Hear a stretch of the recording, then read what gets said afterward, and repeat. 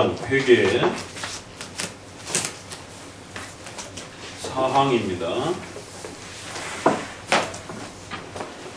성경적 회계란 과연 무엇인가? 그래서 성경적 회계에 대한 정의를 먼저 잘 기억하시고 회계하기 위해서는 반드시 죄가 무엇인지를 깨달아야 되고, 그러기 위해서는 하나님의 뜻을 알려주신 바로 율법, 십계명의 이러한 원칙을 잘 이해해야 하고, 그러한 하나님의 뜻으로부터 죄를 책망받는 율법의 이러한 일사용, 또 성도들에게는 율법의 삼사용으로서 성화적인 또 그러한 책망을 받기 위해서라도 또 십계명을 통해서 무엇이 죄인지에 대한 바른 깨달음을 율법을 통해서 끊임없이 책망을 받는 이러한 율법에 반대되는 것임을 느끼고 아파하고 미워하는 이러한 죄들을 미워하는 것이 바로 회개이며, 그러한 죄로부터 우리를 용서하시는 그리스도의 자비와 은혜를 기대하고 그 잘못을 구하는 것, 이게 회개라는 것. 그래서 회개의 근본 정의를 잘 먼저 정립해 두셔야 됩니다. 그리고 나서는 그 회개는 비록 우리 인간이 하기 때문에 우리가 열정을 담아내서 회개해야 되기 때문에 까딱 잘못하면 이 회개가 내 자신의 어떤 열정과 고백 때문에 용서가 되어진 것처럼 회개를 공로의 어떤 원인처럼 자꾸 생각하려고 하는 이런 것이 인간의 본능으로 따라 붙는단 말이에요. 그래서 그거를 악용했던 로마 카톨릭의 회개를 고해성사라든가 이런 다양한 방식으로 시스템을 만들어서 회개를 공로적 수단으로 그렇게 악용했던 이런 역사들을 우리는 조심하셔야 됩니다.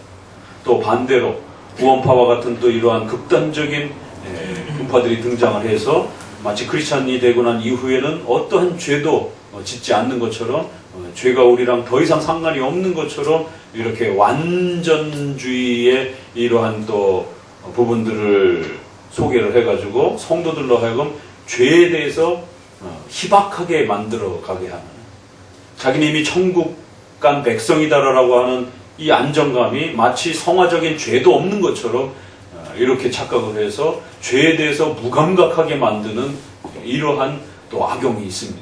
그래서 회개는 늘 공로적 원인으로 악용하는, 죄를 너무 지나치게 강조하는 이런 부분도 문제가 되는 거고, 성도들로 하여금 기복주의나 번영이나 또 완전하게 된 것처럼 이렇게 착각하게 만들어서 관심을 다른 데 쏟게 해서 성도들이 더 이상 죄에 대해서 무감각하게 이렇게 살아가도록 만드는 이러한 죄에 대한 무감각도 역시 문제가 됩니다. 양쪽 다 위험한 겁니다. 그래서 반드시 회개는 칭의적 관점에서 불신앙에서 그리스도를 믿는 이러한 근원적 신앙의 고백 차원에서도 생각하셔야 되고, 또 성화적 차원에서 신자가 된 이후에도 비록 칭의적인 그런 관점에서 원죄에 대한 부분들은 해결됐을지라도 성화의 이런 부분은 여전히 남아있다라는 거예요. 그래서 평생도록 회개하셔야 되는, 그것은 칭의적 죄가 남아있기 때문에 평생도록 회개해야 되는 게 아니라 성화적인 우리의 거룩함을 위해서 성장해가는 그런 과정 속에서 이미 구원받은 자임에도 불구하고 육체가 부족하기 때문에 그 더워요. 그냥 내비두세요. 추우신 분들은 좀 세탁. 더워. 더워서 지금. 그러니까 그 회개는 그런 식으로 성화적인 또 회개는 남아 있는 거예요. 그러니까 반드시 성화적 회개도 성도들은 또 육체의 연약함 때문에 우리가 아직 부활의 몸을 받지 않은 상태에서는 죽을 때까지 또 실수하게 되고 잘못을 하게 되는 겁니다. 그래서 성화적인 죄는 여전히 또 남아있는 겁니다. 그러니까 성도들이 교회 안에서 칭의적인 회개를 하는 것과 성화적인 회개를 하는 것을 헷갈려가지고 이걸 거꾸로 적용하게 되면 자기가 구원도 받지 못한 것처럼, 구원이 취소된 것처럼 그렇게 막 신앙이 파도에 휘둘리는 것처럼 그렇게 회개를 하시면 안 됩니다. 그래서 칭의적 문제와 관련돼서 불신앙에서 신앙으로 넘어오는 그 과정에서 하나님 내가 잘못했습니다. 예수님 믿지 않고 살던 나는 죄인이었습니다. 이 고백은 신앙으로 넘어오는 그러한 과정에서의 믿음과 칭의와 관련된 회개적 성격을 갖는 겁니다. 그러나 성화, 예수님을 믿고 난 이후에는 예수님을 더 잘 믿지 못하는, 더 잘 순종하지 못하는 우리의 부족함에 대한 성화에 대한 그런 차원으로서의 신자들에게는 회개인 겁니다. 그래서 칭의적 관점에서의 회개와 성화적 관점에서의 회개를 성도들 스스로도 잘 구별을 하셔야 됩니다. 그래서 성도들에게는 칭의적 회개의 개념으로 그렇게 자기 자신의 불신앙을 막 자책감을 가지고 죄책감을 가지고 그렇게 공격하면 안 됩니다. 칭의적 회개는 어떻게 보면 일생에 단 한 번 하는 것이에요. 지난번에 내가 예수님 믿겠다라고 한 거 그거 제가 잘못 고백한 것 같습니다. 열심히 고백 안 한 것 같습니다. 이번에 열심히 고백하면서 제가 이번에 제대로 진짜 예수님 믿겠다라고 다시 고백하겠습니다. 그럼 그 고백도 또 나중에 가면 지난번에 제가 고백한 거 조금 열정이 덜 담긴 것 같습니다. 제가 다시 회개하겠습니다. 이러면은 예수님 믿는다라고 하는 그 고백을 도대체 언제까지 반복할 거예요? 그러니까 예수님을 믿지 않는 나의 죄를 용서해 주옵소서 회개합니다. 불신앙에서 믿음으로 넘어오는 이 고백은 첫 고백이 되는 거예요. 칭의가 첫 고백이 되는 것처럼, 첫 그 열매가 되는 것처럼. 그래서 불신자에서 신자로 넘어올 때의 그 첫 고백은 칭의와 관련된 회개적 성격이 되는 것이고, 신자가 되고 난 이후에는 부족함에 대한, 연약함에 대한 부분들을 성도들이 자기 자신을 돌아보면서 그렇게 회개를 하시면 되는 겁니다. 이거를 거꾸로 적용하게 되면 신자들에게 당신 지옥 갈 수도 있다라고 하는 두려움을 주게 만들고, 그런 두려움 때문에 자책감을 가지면서 다시 예수님 내가 진짜로 이번에 믿겠습니다. 이런 식의 고백들을 하게 된다. 그런 회개는 잘못된 겁니다. 도덕적인 그러한 상대적인 그러한 죄책감이나 미안함도 그런 건 회개가 아닙니다. 그래서 성경적 회개가 무엇인지를 정확하게 정의해야 되고, 그런 회개는 또 공로적 성격이나 또 성화적 그런 회개까지 무시하는 또 이런 방식으로 회개를 우리 신앙의 모든 근간인 것처럼 또 이렇게 끌고 가도 안 되지만, 또 회개가 없어도 되는 것처럼 또 이렇게 끌고 가도 안 되는 것입니다.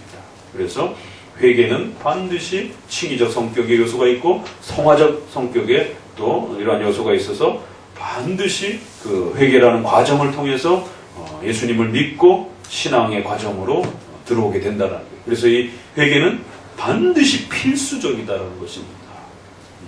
예정된 자들도 반드시 전도를 통하여 회개와 믿음의 이 과정을 통해서 신자로서 나오게 되는 것이지, 그냥 가만히 앉아있는데 어느 날 갑자기 교회 다니고 회개하고 믿고 이러는 건 아니다라는 것입니다. 이러한 신앙의 수단들을 사용해서 하나님께서 그 예정의 은혜와 혜택들을 누리게 하는 것입니다. 그리고 이러한 구원의 이 신비들을 가르치는 교육의 도구를 또 하나님이 사용하시는 것이죠. 그래서 목사가 필요한 겁니다. 목사가 구원을 주는 사람은 아니에요. 그러나 하나님은 그 목사의 설교를 통해서 성도들에게 회개와 믿음을 가르치고, 또 회개와 믿음이라는 수단을 통해서 예정된 자로서 그 구원의 축복을 누리게 하는 겁니다. 그렇게 단계별로 수단들이 있는 겁니다. 그러한 신앙의 수단들은 필수적인 것이다. 그래서 여러분들이, 성도들이 성경 공부를 하지 않으면 믿음이 자라가지 않습니다. 성경 공부와 교리 공부를 열심히 해서 성경에 대한 이해를 쌓아야 되고, 그 지식들을 쌓아야 되고, 그 성경에 대한 이해의 폭을 넓혀가야 되는 것이죠. 그런 수단을 통해서 성령의 내적 조명의 역사가 일어나면서 보이지 않는 하나님과 그리스도를 더 뜨겁게 사랑할 수 있는 믿음의 변화와 성장들이 나타나는 것입니다. 세례와 성찬도 도구입니다. 목회자도 도구가 되는 것이, 이러한 구원의 이러한 수단들과 도구를 사용하셔서 하나님이 우리를 구원의 영광스러움으로 그렇게 이끌어내신다는 겁니다. 그러니까 이 믿음과 회개에 대한 부분의 이 필수성을 놓쳐버리게 되면 야고보서에 있는 이런 말씀, 이제 더 이상 너희를 가르칠 필요가 없다. 누구나 다 각자 하나님을 더 잘 믿을 수 있는 시대가 되었다라고 하는 이제 이런 야고보서의 말씀이라든가 요엘서의 아이들에게 청년들에게 기름을 부어주시고 각자 이제는 하나님의 뜻을 충분히 알 수 있는 역사가 일어나기 때문에 더 이상 목회자와 교회가 필요 없다. 이러면 큰일 난다는 거죠. 구원의 이러한 수단들과 교회의 이러한 도구들을 필수성을 무시하게 되는 것이. 그 말씀은 그런 뜻이 아니라 구원의 모든 제한성들이 유대인들을 중심으로 해서 구약에는 조금 더 소극적인 형태로 제한된 그런 민족 중심으로 하나님의 구원의 역사가 펼쳐지는 것이 이제는 남녀노소를 가리지 아니하고 하나님의 구원의 역사가 온 세상에 퍼질 것이고 또 그러한 구원의 은총이 부어질 것이다라고 하는 그런 약속이지 교회와 은혜와 구원의 수단들이 필요 없다라고 하는 그런 지적이 아니라는 것입니다. 그래서 왜 외민이 필수적이다라고 하는 이 부분을 그토록 강요하면서 문장에다 구성해 놨는지를 잘 이해하셔야 돼요. 왜? 이 필수성을 자꾸 무시하는 분파들이 제세례파를 중심으로 해서 내가 각자 그냥 알아서 기도하면 되는 것이지 이런 식의 시도들이 끊임없이 역사 속에서 있어 왔기 때문에 회개와 관련해서 한쪽은 너무 그걸 공로적으로 써먹었고 한쪽은 아예 그런 거 다 필요 없고 그냥 나 혼자 그냥 알아서 하나님 앞에서 신앙 성장하면 된다라고 하면서 또 성화적인 회개도 없는 것처럼 또 성도들에게 회개의 열정과 회개의 또 그러한 열심들을 앗아가는 이런 일들이 또 벌어지는 것입니다. 복음주의자들은 너무 지나치게 회개를 공로화해서 문제가 됩니다. 그래서 눈물을 안 흘리면 예배도 안 드린 것 같은, 눈물을 안 흘리면 회개도 안 한 것 같은, 소리를 안 지르면 주여 삼창을 안 하면 기도를 안 한 것 같은 이런 일들이 벌어지는 거죠. 그런데 개혁주의와 칼빈주의를 배우는 교회에 있어서는 칼빈주의 성도들은 회개를 잘 안 해요. 이거 명심하셔야 됩니다. 그러니까 아직 한국교회 안에 개혁교회와 칼빈주의 교회의 이 신앙의 형식이 잘 이렇게 뿌리를 내리지 못하고 정착하지를 못해서 어설프게 개혁주의가 지금 소개되어지고 있기 때문에 하이퍼 칼빈이즘이라든가 알미니안주의적 칼빈주의라든가 오순절적 칼빈주의자라든가 세대주의적인 칼빈주의가 우리 주변에 이렇게 또 소개가 되고 있습니다. 그래서 이 회개의 부분에서 하이퍼 칼빈이즘적으로 그렇게 또 지나치게 소개가 되면 칼빈주의자들은 너무 회개를 안 해요. 자기가 가장 옳은 길을 걷고 있고 자기가 가장 바르게 행하고 있고 자기가 가장 우수하게 행하고 있는 것처럼 그렇게 생각하기 때문에 남들은 다 모자른 것처럼 비판하고 그러다 보니까 거만하고 교만하고 너무 독선적이고 자기가 완벽하다고 생각하니까 회개하지 않는 회개거리가 별로 없는 이 참 기가 막힌 일이 벌어지고 있는 거예요. 남용입니다. 오류들이 잘못된 거예요. 그래서 페북이라든가 이런 SNS 상에서도 왜 칼빈주의는 따뜻할 수 없는가? 복음주의는 너무 물러터져서 너무 이래도 좋고 저래도 좋고 사랑이 너무 많아서 탈이에요. 그래서 이단도 사랑하고 로마 카톨릭도 사랑하고 뭐 악한 자도 사랑하고 아니 뭐 그게 뭐가 잘못됐어? 그냥 뭐 교회도 뭐 그냥 편하자고 다니는 건데 이런 식의 사랑을 너무 남용해서 문제가 됩니다. 예수님도 사랑하고 부처도 사랑하고 그냥 다 서로 사랑하고 그러면 되는 것이지. 그런데 칼빈주의는 너무 사랑이 없다는 거예요. 이거 참 고민해야 됩니다. 진짜 칼빈주의가 제대로 소개가 안 돼서 그래요. 정말 오리지널 개혁주의가 제대로 소개가 안 돼갖고 무서운 칼빈주의만 지금 이렇게 소개가 돼갖고 많은 분들이 이 하이퍼 칼빈주의자들 자기 외에는 다 틀렸다라고 이렇게 비판하는 자들 조금만 틀려도 막 원수처럼 물들으려고 하는 이런 칼빈주의자들 어떻게 됩니까? 막 이러면서 칼빈주의는 너무 정내미가 떨어진다. 복음주의도 싫고 칼빈주의도 싫고 그럼 이단만 팽배해지는 거예요. 잘못하면. 그래서 칼빈주의는 과연 따뜻해질 수 없는가? 원래 칼빈주의가 가장 따뜻합니다. 근본 교리만 어기지 않으면 누구라도 수용할 수 있는 것이에요.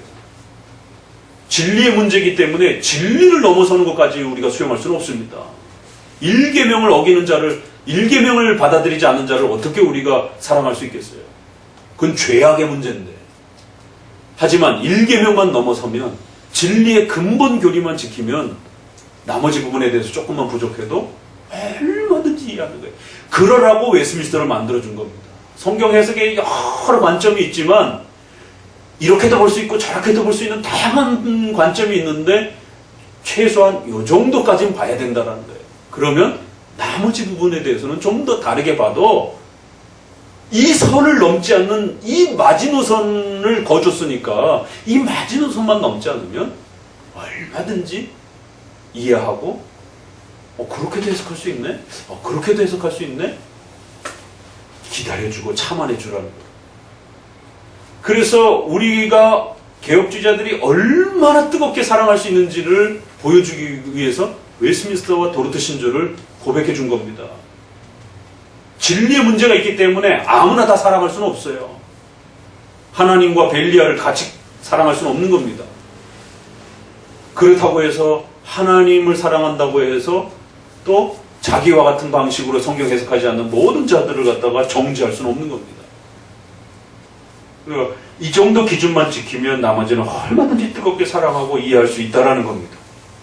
그러니까 이런 부분에서 회개 부분과 관련했을 때도 이런 회개의 필수성, 회개의 필연적인 이러한 신앙의 수단으로서의 회개 자리, 이런 부분들을 고백하게 된 역사적 배경은 그런 것들을 무시하고 마치 회개가 없어도 마치 구원이 저절로 막 이루어지는 것처럼 이렇게 오해한 경우들도 많았었고, 그러다 보니까 더 완벽함과 우수함을 추구한다고 생각하니까 칼빈주의자들은 더 회개하지 않는 이런 일들이, 회개와 기도를 공로로 생각하게 되면요, 100일 기도, 작정 기도, 금식 기도, 천일 기도, 베레벳 기도를 다 합니다. 왜? 그걸 채워야 응답이 된다 생각하니까. 근데 칼빈주의자들은 회개하지 않고 기도하지 않습니다. 왜? 예정론을 잘못 이해해서, 섭리론을 잘못 이해해서, 자기는 완벽하다고 생각하기 때문에. 하나님은 반드시 회개를 사용하셔서 구원으로 초대하십니다. 하나님은 반드시 기도라고 하는 수단을 통해서 여러분이 원하는 것을 갖게 하십니다. 예정론이라고 해도 그 필수적 수단을 사용하지 아니하면 예정의 혜택과 열매를 주지 않습니다. 아무리 하나님의 신적 작정과 섭리로서 전 우주의 역사를 하나님이 홀로 지배하신다 할지라도 하나님은 인간을 하나님의 형상으로 창조하셨고, 또 하나님은 인간을 수단으로, 섭리의 수단으로 사용하시기 때문에 여러분이 기도하지 아니하면 하나님께서 안 주십니다. 이 하나님의 구원의 역사의 관계성을 잘 이해하셔야 돼요. 복음주의는 너무 많이 기도를 해서 기도를 공로화시켜서 문제가 되고 있어요. 뭐 좀 힘들어? 지금 일이 잘 안 풀려? 그럼 내가 기도해 줄게. 금식 기도해. 그럼 다 해결돼. 서울대도 갈 수 있어. 장가도 갈 수 있어.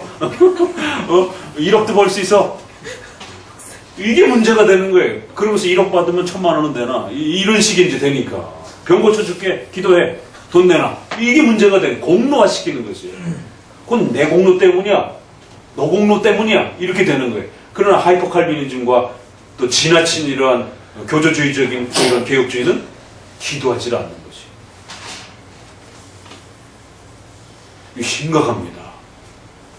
오늘 설교가 부활의 이 하나님의 나라를 잘못 이해했을 때에 어처구니 없는 예수님을 믿는데, 삼위일체를 믿는데, 칭의론을 믿는데도 적이 되는 거예요. 근데 삼위일체 칭의론 다 믿지도 않는데도 정치적으로 보수적 성향을 갖고 있다라고 해서 친구가 되는 거지. 이런 웃지 못할 기가 막힌 일이 벌어지고 있는 거지, 지금 한국에서. 이단을 적으로 생각을 해야 되는데 진보적 성향을 가지고 있다라고 해서 그를 원수처럼 대하는, 이러면 안 됩니다. 보수적 성향을 가진 사람을 갖다가 진보적 칼빈주의자들이 아주 이단보다 더 악한 자들처럼 이렇게 취급하고 그러면 안 되는 거지. 뭐가 근본과 뭐가 기본인고 본질인지를 자각하는 겁니다. 장가가려면 기도해야 돼.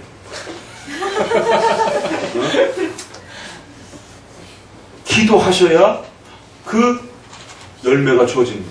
그걸 필수적인 수단으로 하나님이 사용하시는 것이에요. 이 필수적이라는 말이 그렇게 엄청난 말입니다. 이 필수적이라는 말을 이해 못하는 것은 주로 칼빈주의자들이 이해 못해서 그런 거예요. 그래서 이런 은혜의 수단과 도구들을 안 사용하는 겁니다. 그럼 하나님 안 주십니다. 예정론과 신적 작정과 섭리론에 하나님의 절대 주권적 역사가 있고 그리고 그것이 가르쳐져도 하나님 안 주십니다. 왜? 하나님은 필수적으로 하나님이 창조하시고 정해놓은 그 수단들을 하나님 사용하시는 거죠. 하나님이 창조 없어도 돼요. 우주 없어도 돼요. 하나님에게 부족한 게 없습니다. 그러나 하나님이 우주를 창조하셨어요. 그럼 그 다음부터는 어떻게 돼요? 우주의 법칙은 필수적으로 돌아가야 돼요. 우주의 질서가 안 돌아가면 행성이 부딪히고 난리가 나고 우리 단 한순간도 살 수가 없어요. 반드시 우주의 그 중력의 법칙부터 시작해서 여러 법칙들이 한치 오차도 없이 유지되어야 됩니다. 필수적으로. 하나님이 인간을 하나님의 형상으로 창조하셨습니다. 인격적 책임자로 그렇게 하나님이 창조해 주셨어요. 그럼 어떻게 돼? 기계가 아니에요. 짐승이 아니에요. 반드시 인격자로서 살아가는 겁니다. 전적 부패가 되었다 할지라도 짐승이 된 게 아닙니다. 인간인 거예요, 여전히. 부패했을 뿐이지. 악할 뿐이지. 인격적 존재자라는 겁니다. 그러면 여러분이 하나님 앞에 기도하셔야 되고 하나님께 도와달라고 요청하셔야 되고 그러한 기도를 사용하셔야 되는 거예요. 회개하셔야 용서를 받는 거죠. 이러한 내가 잘못한 것도 이거 다 하나님의 작정과 섭리 안에서 일어난 거 아니야? 모든 것이 협력하여 선을 이루니까 이 죄도 언젠가는 나에게 도움이 될 거야. 회개 안 해도 돼. 이 섭리를 곡해하면 이런 일이 벌어지는 거예요. 운명론하고 섭리론은 종이 한 장 차이로 서 있는 겁니다. 까딱 잘못하면. 그래서 회개 안 하는 거예요. 작정과 섭리론의 오해 때문에도 자기의 우수함의 교만함 때문에도 회개거리가 별로 없어요. 기도하지 않는 거죠. 심각합니다. 그래서 유수한 신학자들조차도 영원 칭의, 믿음, 회개를 반드시 거쳐가면서 구원의 역사가 이루어져야 되는데 칭의가 이미 영원 전에 신적 작정 속에서 다 이미 계획된 거니까 굳이 칭의의 이러한 과정이 안 필요하다. 칭의를 하기 위해서는 반드시 믿음과 회개가 따라붙어야 되니까 믿음, 회개 필요 없다라고 유수한 신학자 중에도 우리가 존중하는 신학자 중에서도 영원 칭의를 소개했다가 아주 난리가 난 나중에는 이제 그거를 조금씩 수정하긴 했지만 그런 실수를 범하기도 했단 말이에요. 왜? 하나님의 주권을 너무 세게 강조하다. 균형감 있게 강조하지 못하고.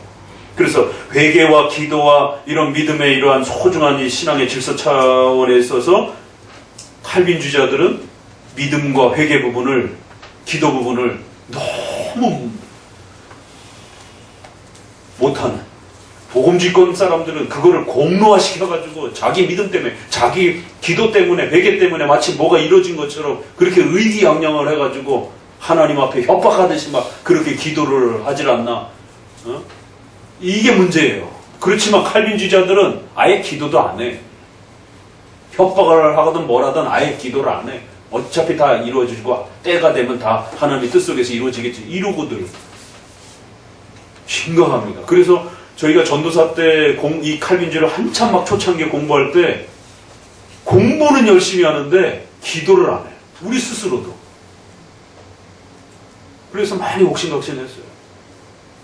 일반 복음주의권 내의 목회자 후보생들은 토요일과 주말만 되면 갈매산, 삼각산 부지런히 기도원으로 들어갑니다. 그 나무 뿌리 뽑고 밤새도록 여기 무릎 다 해지고 이런 소위 옛날에 간증 이야기들 많잖아요. 근데 칼빈주의자 되고 나서는 그런 거 하나 합니다. 이거 어떻게 평가를 해야 될 것인가?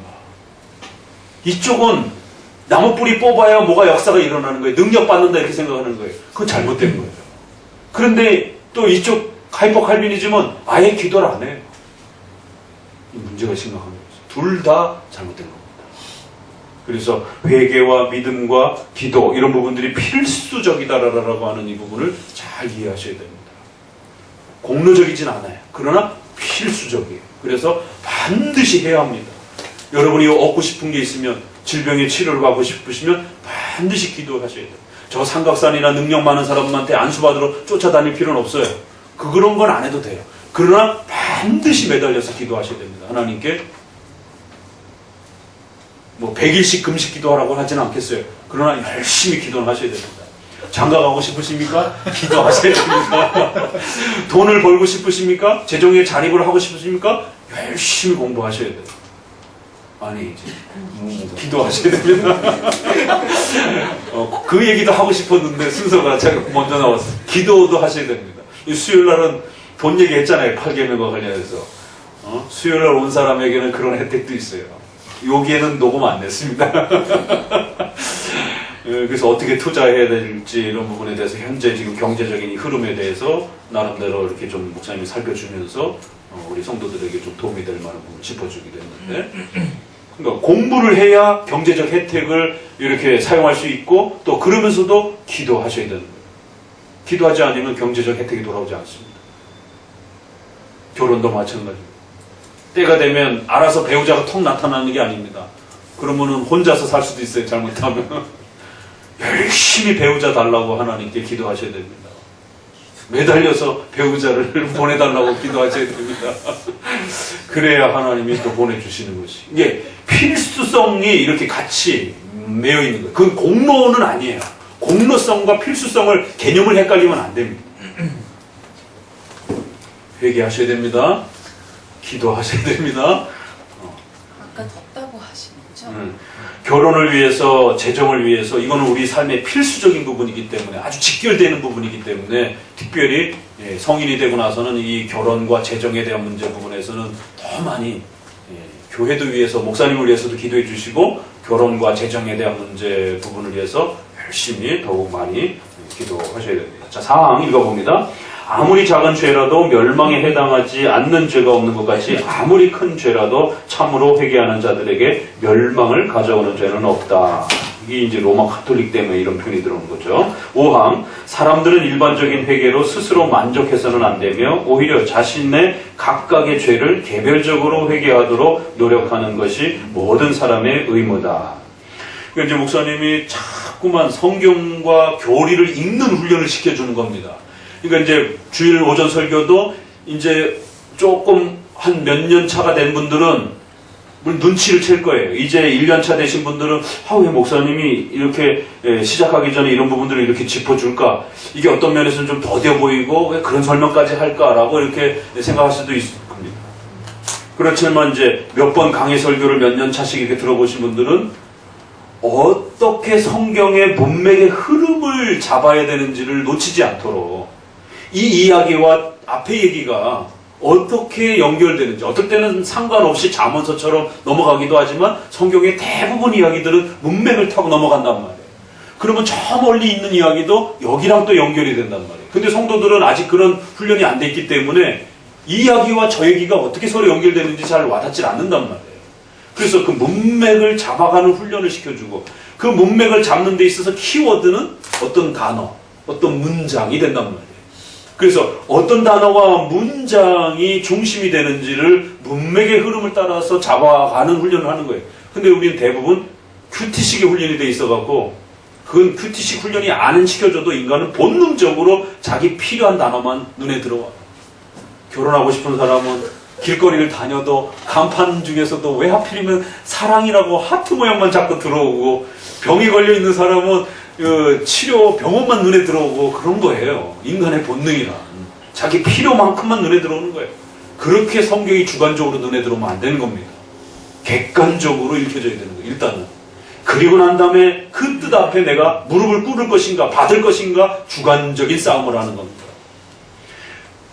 또 이제 여러 번 읽다 보면 정의, 그거를 설명하기 위한 보충적인 설명들, 또 거기에 특수한 단어들, 또 특수한 명칭과 문장들, 그리고 이 문장의 대상이 누구인지, 어떤 이단들인지 이런 부분들을 잘 고려해 가면서 읽으면 웨스트민스터가 이제 이해되어지기 시작해요. 이런 부분들을 고려하지 않고 그냥 읽으면 이건 뭐 그냥 뭐 일반 책에도 있는 이 정도 수준 있는 내용 아닌가? 이렇게도 가볍게 넘어갈 수도 있고, 또 어떤 거꾸로는 또 지금 무슨 말이지? 너무 또 어렵게 느껴질 수도 있고. 자, 그러면 회개와 관련해서는 꼭 짚고 넘어가야 되는 게 이 크고 작음에 대한 문제. 그래서 죄를 자꾸 등급을 나누려고 하는 이런 시도들. 일반적 회개, 개별적 회개. 이거 참 독특한 표현들이잖아요. 이런 부분들을 잘 주목하셔야 됩니다. 같이 읽어봅니다. 죄의 다양성과 회개의 정도. 사항은 크고 작은 죄에 대한 회개의 성격을 소개한다. 로마 카톨릭이나 제세례파는 죄를 대죄와 소죄로 나눠서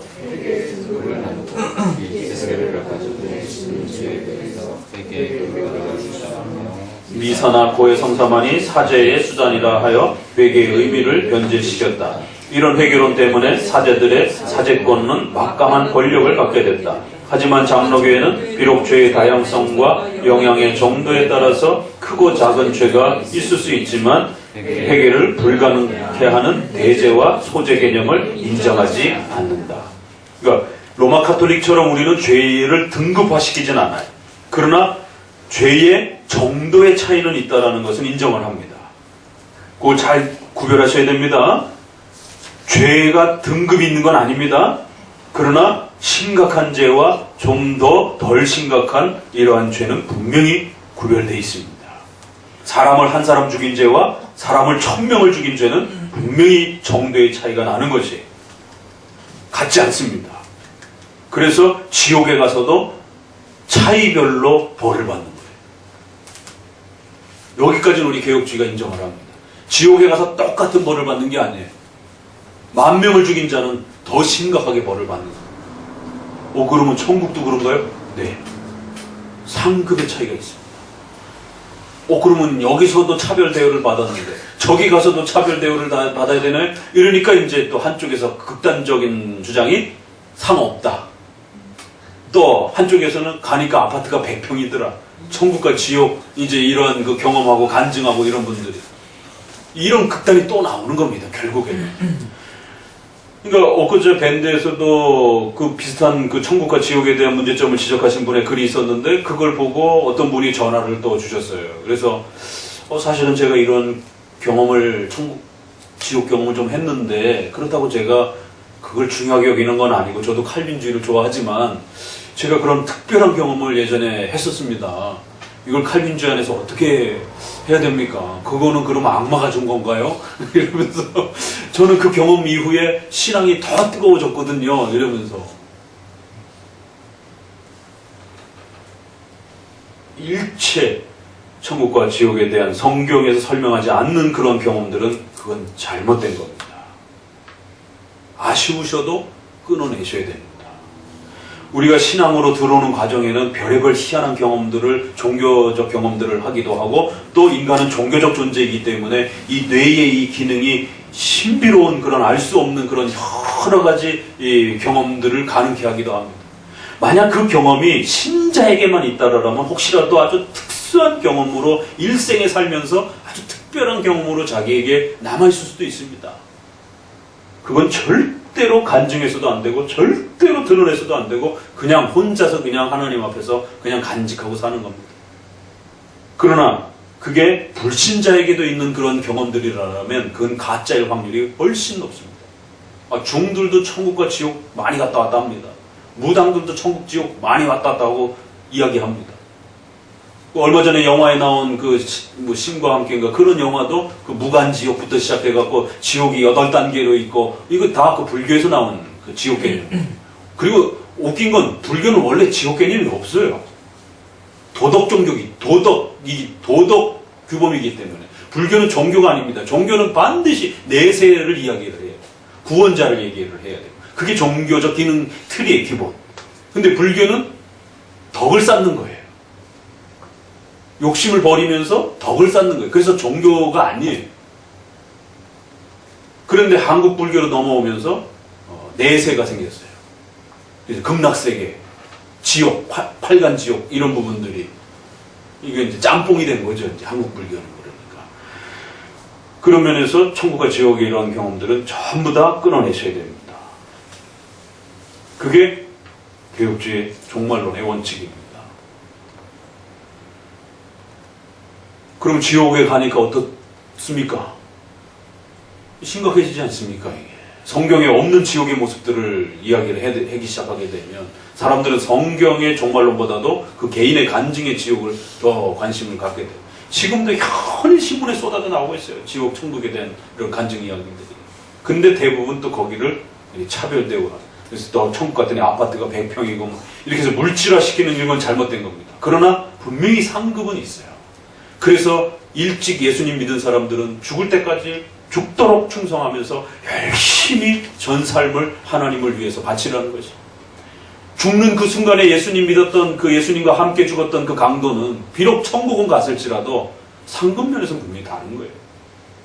그래서 이것을 등급 개념의 상급이 아니라 은혜 위에 은혜로라고 하는 모든 부분을 은혜로 주시지만 그 은혜 위에 은혜를 더하시는 방식으로 상을 하나님은 허락하신다라는 것이. 그래서 누구도 불평할 수 없게. 그래서 포도원의 불림을 받는 그 포도원 농부 비유도 한 달란트를 약속하고 부르잖아요. 그러면 늦게 들어온 자에게도 분명히 한 달란트를 약속하고 주는데 이거를 살짝 주는 방식을 변형하니까 일찍 들어온 사람이 불평을 하는 거예요. 하나님께서 우리를 죄로부터 구원해 주시는 이런 부분은 모두가 다 은혜인 것입니다. 그러나 더 최선을 다해서 평생의 삶을 하나님을 위해서 산 자들에게 하나님께서 그 은혜 위에 은혜를 덧붙여 주시는 것에 대해서 그 누구도 불평할 수 없는 것이에요. 왜? 모두가 다 은혜로 초대가 되어 있기 때문에. 그렇지만 분명히 상급은 있다라는 거예요. 그래서 지옥에도 분명히 더 큰 벌과 더 적은 벌이 차이가 있는 거예요. 그러니까 이런 정도의 차이와 등급의 차이 개념을 잘못 이해하니까 로마 카톨릭과 같은 이제 그런 개념들이 자꾸 교회사 속에서 어지럽히는 겁니다. 그러니까 회개와 관련해서 모든 죄가 다 똑같다 이렇게도 문제가 되고요. 죄가 등급이 나눠져 있다. 100등급으로 나눠져 있다. 이렇게 말을 해도 잘못되는 겁니다. 모든 죄가 다 똑같다. 이렇게 말을 해도 안 되는 겁니다. 그렇게 되면 사람들이 죄의 감각에 대해서 무감각해집니다. 아주 심각한 죄를 범하는 것을 별로 심각하게 생각하지 않는 이런 위험성들도 발생이 돼요. 그래서 마음의 살인죄도 무거운 것이지만 육체적 살인죄는 더 심각하게 처벌을 받는 겁니다. 그 구분을 웨스민스터는 그럼 적어도 성경은 이렇게 정리하라는 거예요. 아무리 작은 죄라도 분명히 그 죄 자체는 모두 다 지옥은 가는 거예요. 그러나 지옥에서의 정도의 차이는 있다는 거예요. 등급의 차이가 아니라. 그러니까 이거를 어떻게 가르치느냐에 따라서 한쪽은 용서를 못 받을 것 같은 등급이 있는 것처럼 이런 두려움을 성도들에게 만들어 놓는단 말이에요. 저 사람들은 특등 신자니까, 성자들이니까 저 사람들은 용서받았겠지. 나는 용서를 못 받을 거야. 이런 자괴감을 갖게 만든단 말이에요. 이게 가톨릭의 성자 개념이요, 연옥 개념이요, 고해성사 개념이란 말이에요. 또 한쪽에서는 죄를 다 똑같다 이런 식으로 또 얘기를 하게 되면 죄의 심각성에 대한 부분들을 훼손시켜 버린다. 그래서 악을 조장하는 또 이런 위험성이 발생될 수도 있어요. 그래서 성경에서 설명하는 그 죄의 개념을 정확하게 잡아줄 필요가 있는 겁니다. 그러면 외미는 성경의 죄에 대한 이야기가 얼마나 많습니까? 그럼 그거 다 읽고 여러분이 정리해 보시라는 거예요. 굉장히 힘든 작업인 거예요. 그러니까 우리 선조들이 이미 창세기부터 계시록까지 쭉 보니까 적어도 죄와 관련돼서는 이 정도 내용이 정리되면 되겠다라고 하고, 그래서 정도는 인정하지만 등급 개념은 인정하지 않는 거예요. 그리고 일반적 회개와 또 개별적 회개 전체가 다 함께 존중하는 차원으로 정리하라는 거예요. 신조는 회개의 정도에 대해서 아무리 작은 죄라도 멸망에 해당하지 않는 죄는 없는 것 같이 아무리 큰 죄라도 참으로 회개하는 자들에게 멸망을 가져오는 죄는 없다라고 고백하여 죄의 다양성에 대한 회개의 성격을 명확히 했습니다. 이 표현은 어거스틴이 가장 작아 보이는 죄도 회개하지 않으면 지옥 갈 만한 형벌을 받으며 아무리 큰 죄도 회개하면 용서를 받을 수 있다라고 말한 내용과 일치합니다. 오늘날 성령 회방죄를 지나치게 단순화하여 회개 불가능의 상태를 확대하면 로마 카톨릭의 오류에 빠질 수 있기 때문에 주의해야 됩니다. 그러니까 지난번에 자살에 대한 문제와 관련해서도 역시 여기에 해당이 됩니다. 왜 자살만 특수한 죄로 끄집어내서 마치 그게 성령 회방죄처럼 용서받을 수 없는 어떤 그런 그 죄처럼 이렇게 몰아가면 안 된다라는 겁니다. 그럼 십계명의 여러 가지 중에 왜 자살만 그렇게 칭의가 취소되는 것처럼 신자는 절대로 자살할 수 없는 것처럼 이렇게 끌고 가면 안 된다는 것이에요. 그러면 자살한 죄와 10,000명을 살육한 이 연쇄살인범과 전쟁살인범과 누구의 죄가 더 심각하냔 말이에요. 지옥에 가면 어디가 있을까요? 자살한 사람은 저 최고의 형벌에 가 있고 오히려 히틀러 같은 사람은 저 밑에 가 있겠어요? 가벼운 죄 쪽에 있겠어요? 이건 인간의 보편 상식에도 안 맞는 겁니다. 아무리 설명해봐도 보편 상식적 수준에서는 히틀러 같은 사람은 훨씬 더 하나님 앞에 무섭게 형벌을 받아야 되는 거죠. 그건 보편 인간의 상식에서도 이해되어질 수 있는 정도의 이해란 말이에요. 그런데 왜 자살만 특별하게 끄집어내서 더 심각한 죄인 것처럼 이렇게 성령 해방죄인 것처럼 그래서 더 이상 용서받을 수 없는 것처럼 이렇게 끌고 가면 죄의 개념도 망가지게 되고 칭의론도 망가진다. 그러면 칭의란 뭐예요 도대체? 믿음으로 구원받는다 해놓고 믿음으로도 해결 안 되는 문제가 있는 것처럼 이렇게 설명하면 큰일 난다는 거죠. 믿음은 어마어마한 겁니다. 그래서 우리의 행위와 공로로 또 어떤 심각한 죄라 할지라도 예수님 잘못했습니다. 용서해 주세요. 나 이제 예수님 믿겠습니다. 그럼 용서되는 것이에요. 자살만 특수죄로 그렇게 끌고 오면 안 된다는 겁니다. 교회사적으로 이 성령 해방자를 특수화시킨 그런 경우가 없습니다. 너무 어려운 해석이기 때문에. 그래서 난해 구절로 두고 이렇게 함부로 누가 어떤 교단이 특정화시키지 않는 거예요. 장로교회는 성령 해방죄를 크게 2가지 정도로 이렇게 방향성만 잡아줍니다. 첫째로 이 죄는 중생받지 않은 자가 성령의 일반적인 은혜를 받은 이후에 그 은혜를 지속적, 고의적, 악의적으로 거역하며 신성 모독죄를 저지르는 경우에 해당이 됩니다. 그 결과 그는 계속 마음이 완고하고 강팍해져서 더 심각한 죄의 모습을 드러냅니다. 둘째로 이 죄에는 인간이 알 수 없는 하나님의 주권과 섭리 속에서 구별하신 특수한 죄들이 있을 수 있습니다. 그래서 요한일서라든가 이런 데 보면은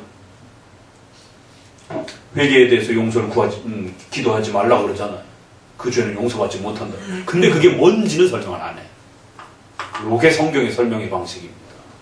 뭔가는 있다라는 거예요. 근데 그게 뭡니까? 근데 그거는 얘기를 안 하고 뚝 끝나는 겁니다. 그래서 함부로 판단하면 안 되는 것이에요. 하나님의 그 특수한 섭리 속에서의 어떤 그 내용은 있어요. 분명히 있기는. 그러니까 성경에서 언급하기는 하는 거예요. 특히 버림받은 자들을 이런 방식으로 벌하시고 심판하시기도 한다. 따라서 성령 회방죄에 대한 부분은 아주 특수한 죄의 성격임을 주의해야 하며 특히 개인적인 판단으로 타인을 정죄하는 것을 사용해서는 안 됩니다. 그리고 또 어떤 목회자가 또 어떤 그 교단이 이런 성령 회방죄를 규정해서도 안 됩니다.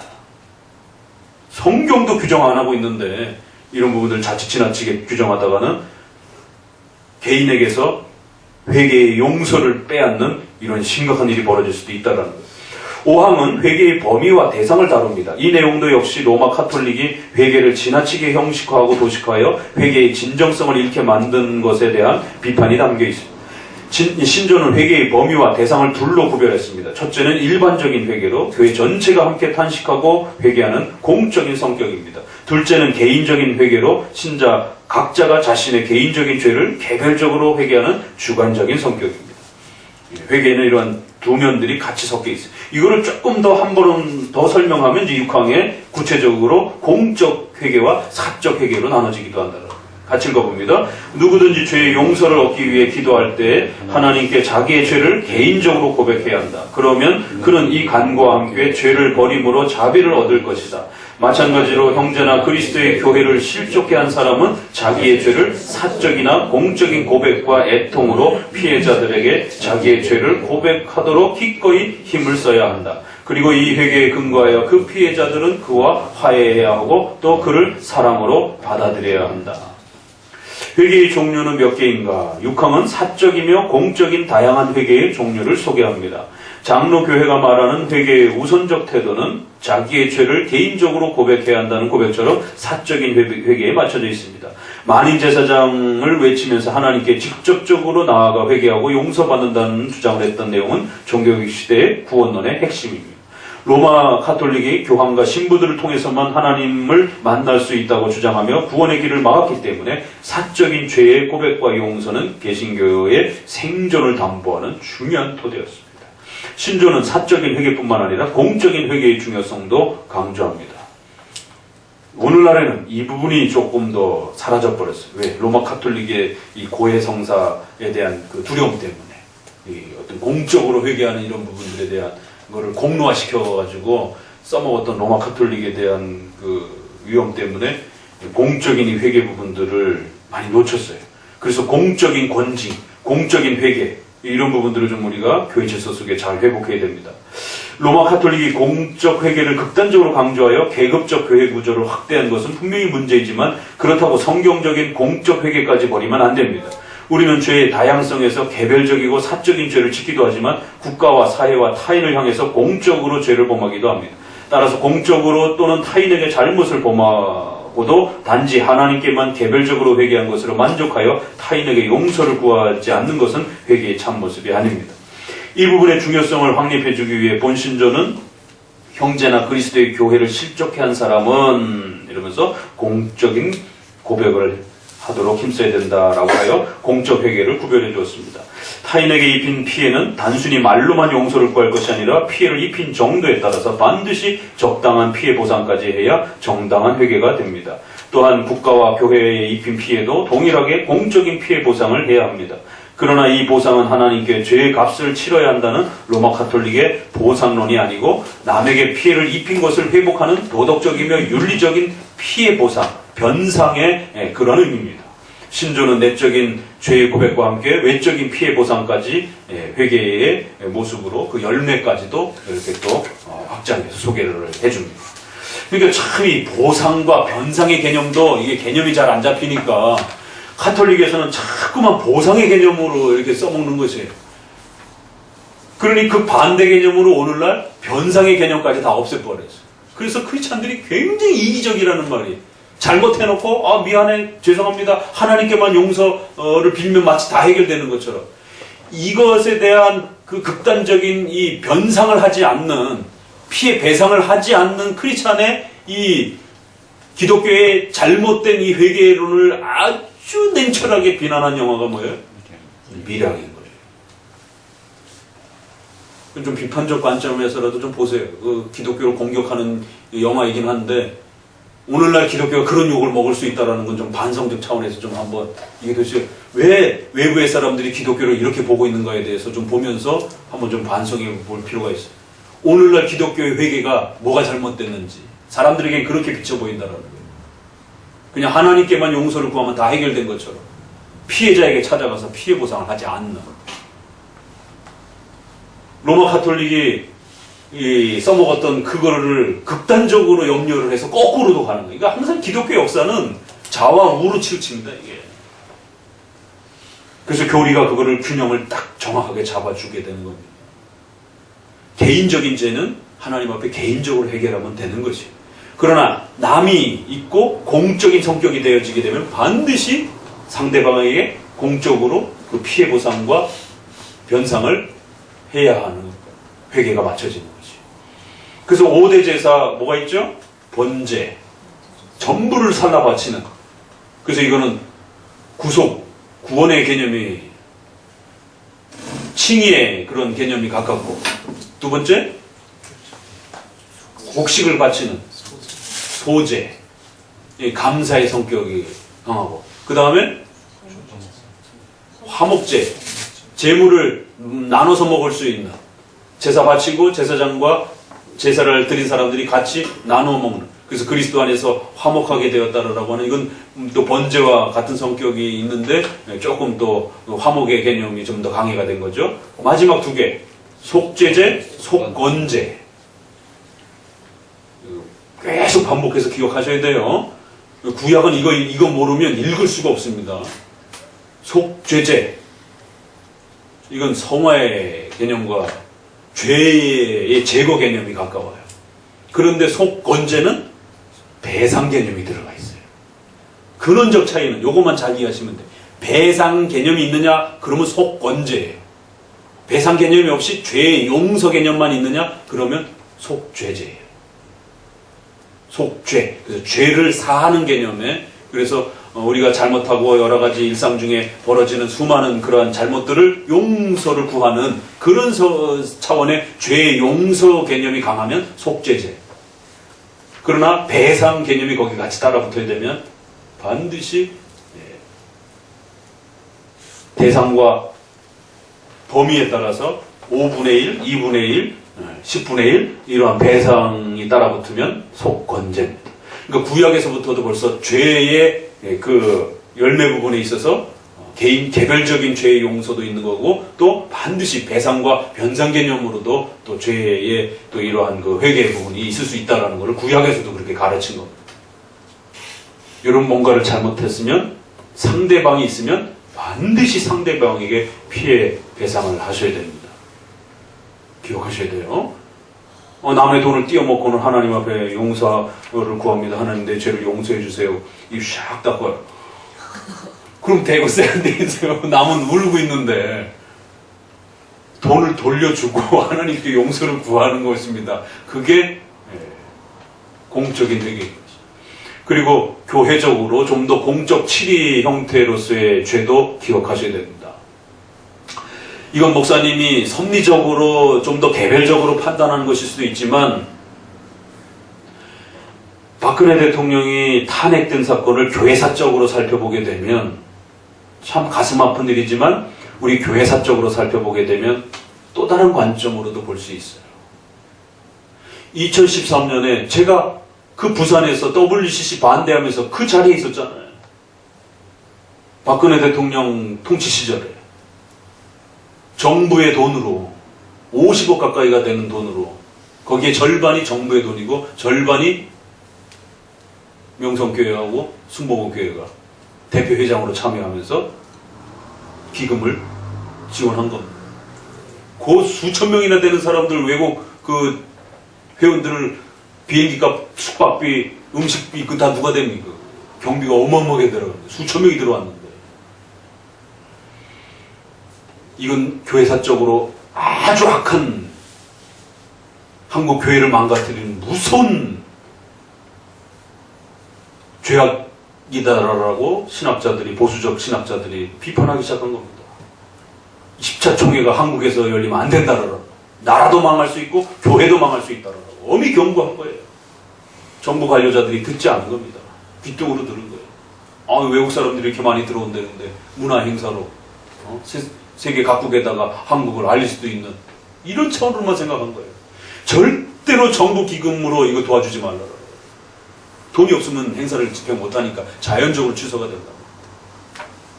박근혜 정부를 향해서 저희가 강력하게 요청하고 수많은 행정적인 루트를 통해서 이거 지원하시면 안 됩니다. 나라가 위태로워집니다. 교회가 위태로워지는 건 둘째치고, 교회와 국가는 하나님의 통치 안에서 늘 함께 맞물려 있기 때문에 구약을 보십시오. 우리 수요일날 지금 선지서 배우는 게 그런 거예요.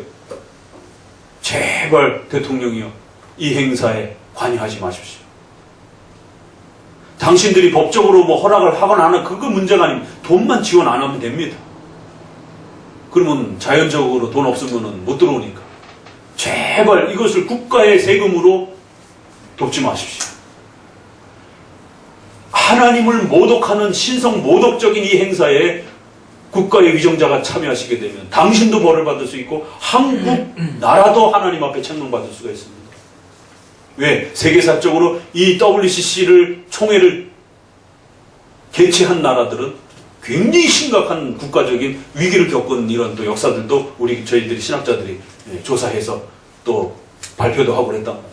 경제적 위기, 군사적 위기, 자연재해적인 그런 다양한 위기들이 이 WCC 총회를 개최하고 난 전후로 희한한 일들이 벌어지는, 그래서 그 국가가 위험에 처하는 이런 일들이 있었다는 것을 또 역사학자들이 밝혀내면서 세상 사람들이 봤을 때는 에이 그거 우연이겠지 이렇게 볼 수도 있어요.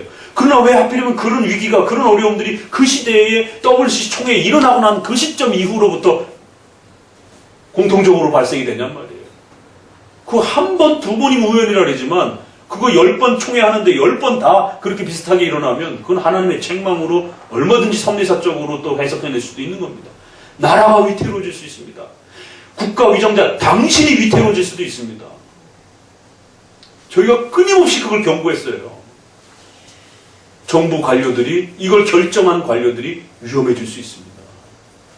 제발 이 시대의 선지자들의, 목회자들의 목소리에 귀 기울이세요. 하나님의 진노와 책망이 당신에게 떨어질 수도 있습니다. 교회는 교회대로 책망받아야 되지만 신사참배 문제와 유교 문제는 뗄래야 뗄 수 없이 교회사 쪽으로 연결해서 생각한단 말이에요. 38년에 총회적으로 신사참배를 결의했단 말이에요. 38년에. 잠깐 해방을 맛보았지만 우리 역사에 과거에도 전쟁이 많이 있었지만 이렇게 많이 죽고 이렇게 처참하게 국토 전체가 유린을 당하는, 왜 현대전쟁은 그 파괴력이 더 크니까 적어도 6.25 전쟁은 그런 피해를 입혔어요. 근데 그게 신사참배 1940년을 전후로 한 기독교의 이 엄청난 혼란과 맞물려 있단 말이에요. 10년 차로. 우연이냐 말이에요. 그래서 박근혜 대통령이 개인적으로 보수 정권을 우리 칼빈주의 교회들은 좋아하지만 그럼에도 불구하고 그 보수적 정권 하에서 WCC 총회가 개최가 되었어요. 그래서 저희가 앞다투어서 절대로 국가가 여기에 협력하면 안 된다라고 그토록 경고했는데 국가 위정자들은 귓등으로 듣고 재정을 지원하고, 근데 몇 년 안 있어서 세상에 그게 뭐 10년, 20년 있다 그러면 모르겠어요. 2015년에 탄핵이라고 하는, 근데 70년, 80년에 있을 수 없는 형태로, 가장 수치스러운 형태로 대통령직을 물러나고 수치를 당하는, 이게 과연 우연인 것인가? 회계란 이런 것이. 그래서 공적인 문제도 있는 겁니다. 이런 건 개인적인 일이 아니잖아요. 좀 더 공적인 문제. 그래서 이번에 문재인 대통령과 또 위정자들에게도 같은 경고를 하는 겁니다. 한국 사회가 다른 외교 문제와 다른 정책에 대해서 당신들이 어떤 정책을 펴는지에 대해서는 저희가 좀 더 지켜보면서 기도하겠습니다. 그러나 반기독교적인 동성애 문제와 차별법과 교회를 핍박하는 전도금지에 준하는 그런 식의 인권적 정책들은 반드시 처리해달라고. 당신들이 만약에 이 정책을 밀어붙이게 되면 그 정책을 결정한 자, 협력한 자, 나라 전체도 하나님 앞에 징계받을 수 있습니다. 그러면 경제학자들은 제2의 IMF가 올 수도 있다라고 지금 일본과 북한과 중국의 외교 문제와 이런 여러 문제들이 IMF 때보다 지금 더 심각한 사태가 지금 한국이 직면해 있다라고 걱정하는 여러 목소리들이 있단 말이에요. 한국이 지금 어떤 일을 겪을지 지금 풍전등화에 있는, 목회자와 신학자들은 하나님의 섭리 역사를 내다보기 때문에 모두가 다 괜찮다라고 그랬을 때 하나님의 그 무서운 진노가 코앞에 닥친 것을 경고해줘야 됩니다. 그리고 살 길을 알려주는 거예요. 모두가 다 침울해져 있을 때 하나님 앞에 회개하면 살 수 있다라고 살 길을 가르쳐 주는 겁니다. 풍랑에 다 죽어가는 자들이 바울의 말 한마디에 살 길을 찾은 거예요. 내 말 안 듣고 왜 출항하셨습니까? 그때 떠나지 말라면 우리가 이런 위험에 겪지 않았을 텐데. 이제라도 제 말을 들으시고 하나님이 살려주시도록 하나님께 도움을 요청하십시오. 그러니까 그제서야 다 도와달라고 바울에게 매달리잖아요. 선장이고 군인이고 할 것 없이. 오늘 우리 시대의 회개란 우리가 교리를 통해서 정확하게 그 회개를 배웠으면 공적이고 사적인 이런 부분에 있을 때, 특별히 공적인 부분에 있을 때는 여러분들도 기도하셔야 돼요. 지금 경기도권에 있는 사람들은 더 각성하셔야 되고, 지금 경기도 의회에서 기도 제목으로 나온 것처럼 성평위원회인가를 그거를 하기로 그렇게 지금 저기가 돼갖고 일정 숫자 이상인 그런 어떤 건물과 단체에서는 반드시 성을 차별적으로 말하지 못하도록 성평등위원회를 만들어야 되는 이런 법적인 조항들이 이제 경기도로부터 시작이 되면 서울, 지방 다 퍼질 겁니다. 경기도가 시작인 거예요. 동성애의 이런 부분들을 국가가 세금을 통해서 공적으로 지원하고 협력한 그 국가위정자는 반드시 하나님 앞에 벌을 받을 것입니다. 그로 인해서 서울부터 시작해서 인천, 대구, 전국으로 지금 동성애 지원과 협력이 쏟아져 나가고 있어요. 이 시 재정으로 도우니까 그 엄청난 또 그런 행사들을 집행할 수 있는 겁니다. 국가의 이러한 죄악에 대해서는 분명히 지적해야 됩니다. 왜? 하나님의 진노가 떨어지기 때문에. 회개는 살 수 있는 길이고 죄는 죽는 길이에요. 그래서 우리가 회개를 정확하게 배웠다라면 개별적인 건 개별적인 것대로 여러분들이 회개하시면 되는 것이고, 이렇게 좀 더 공적인 부분들과 관련해서는 또 우리가 함께 나라와 민족을 위해서, 또 한국 교회의 미래를 위해서 여러분이 회개하시는 거예요. 여러분이 대신 회개하는 거예요. 다니엘이 자기 민족들 전체의 죄를 끌어안고 다니엘서 1장에 보게 되면 우리 조상들의 모든 죄들을 용서해 주옵소서. 우리가 잘못했고 우리 조상들이 잘못해서 이렇게 포로로 잡혀왔습니다. 우리를 다시 돌려보내 주옵소서. 후손일지라도 공적으로 회개를 하는 거예요. 그래서 여러분들이 지금 국가의 시책과 이런 부분에 대한 공적인 부분들은 여러분들이 또 회개해야 될 제목으로, 교회가 정신 차리지 못하고 부패해서 여기까지 온 것입니다. 1차적으로. 그리고 또 그걸 2차적으로 집행하는 또 국가 위정자들의 죄도 있는 것이고, 그러면 대신 또 하나님 앞에 회개하는 거예요. 죄도 책망하면서도. 칼빈주의자들은 가장 많이 울어야 됩니다. 왜? 하나님의 뜻을 가장 정확하게 알고 있습니다. 회개가 필수적이라는 사실을 명심하셔야 돼요. 여러분, 개인과 관련된 가정의 일들은 개인의 가정의 회개 제목으로 삼으시고 기도하시고, 국가와 나라와 관련된 이러한 지금 시급하게 위급한 이러한 지금 나라의 전망이 달린 이런 부분에 있어서는 공적 회개를 하셔야 돼요.